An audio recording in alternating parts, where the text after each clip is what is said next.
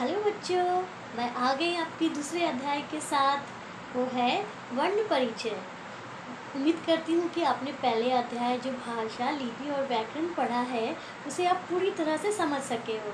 ठीक है, इसीलिए हम आज अपनी आगे की क्या करेंगे, पढ़ाई को करेंगे, जिसका पाठ का नाम है वर्ण परिचय। आज हम वर्णों से परिचय करेंगे कि वर्ण किसे कहते हैं, स्वर किसे कहते हैं, व्यंजन किसे कहते हैं।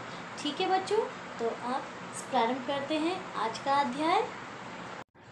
तो आप सबसे पहले ये शब्द देखिए, कमल।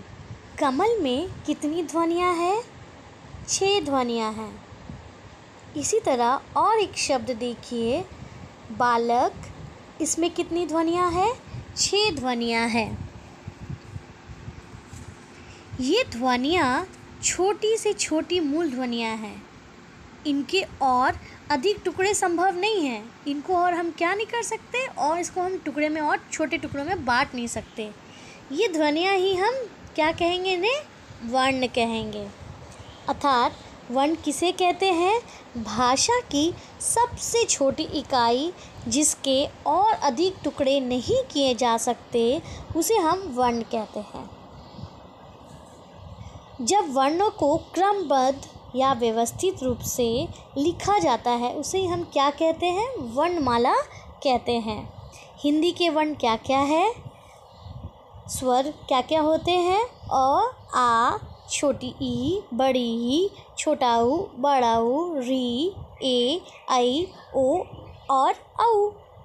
इनकी संख्या 11 है। केवल अ की कोई मात्रा नहीं होती।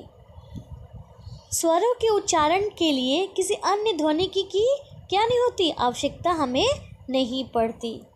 और व्यंजन कितने होते हैं? क से लेकर पूरा ह तक होते हैं व्यंजन, जिनमें क से लेकर जो प वर्ग तक वो 25 वर्ग आते हैं, वर्ण आते हैं, जिसे हम स्पर्श कहते हैं। और य, र, ल, व, इसे हम 4 वर्ण आते हैं इसमें, इसे हम अंतस्थ कहते हैं।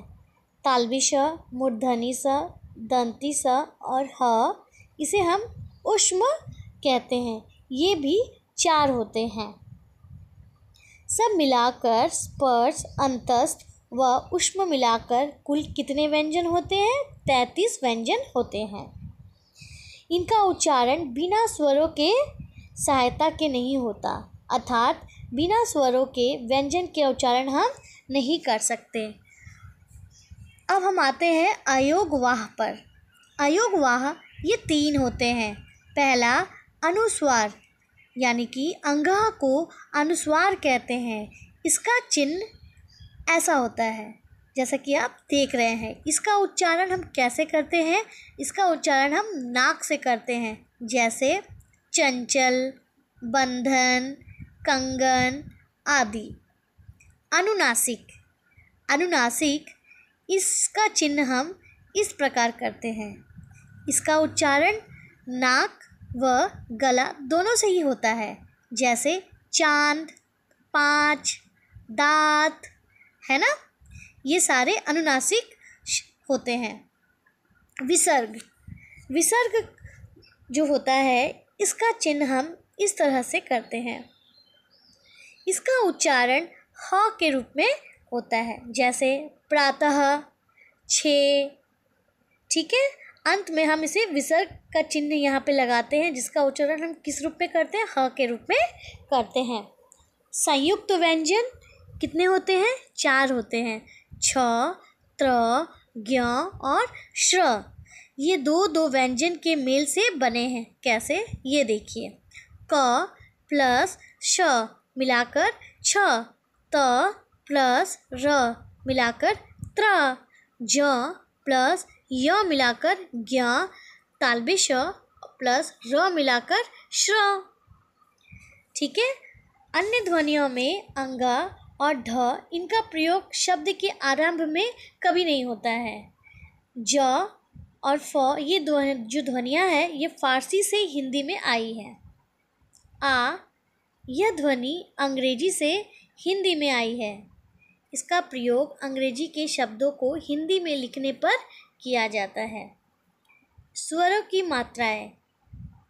स्वरों की मात्राएं हिंदी में स्वरों का प्रयोग दो प्रकार से किया जाता है, एक अपने मूल रूप से और किसी व्यंजन के साथ।